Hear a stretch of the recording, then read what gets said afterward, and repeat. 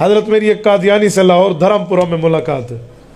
میں نے اسے سمجھایا تو مجھے کہتے ہیں صحیح مسلم شریف میں آتا ہے 3 چاند چڑھیں گے اس کے بعد مرزا آئے گا اور وہ نبی ہوگا. میں تو حیران ہو گیا. میں نے کہا صحیح مسلم ہم نے پڑھی ہے, پڑھائی ہے اور ٹاپ کر کے پڑھی ہے, یہ صحیح مسلم میں کہاں آئی ہے حدیث؟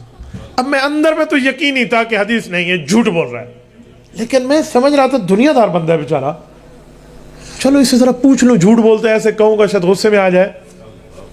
میں نے کہا بھائی تم نے صحیح مسلم سے خود پڑھا ہے؟ کہتے جی ہاں. میری حیرانگی اور بڑھ گئی, خود پڑھا ہے؟ میں نے کہا کس زبان میں پڑھا؟ کہتے اردو میں. میں نے کہا ہاں پھر ٹھیک ہے, تمہارے مولوی نے لکھ کے تمہیں دے دیا. میں نے کہا بھائی ایک بات سن, اگر یہ جملہ تو حدیث سے دکھا دے نا پھر میں بھی تیرا ساتھی بن جاؤں گا, اور اگر نہیں ہو تو پھر تجھے اس مذہب پہ تھوک کر واپس آنا پڑے گا حضور کی غلامی میں. یقین مانے آج تک وہ پیش نہ کر سکے. اور قادیانی مربیوں نے کہا یہ مولوی نال پھر تعلق نہیں رکھنا, تسی ان کے ساتھ پھر تعلق نہ رکھنا. تو بھائیو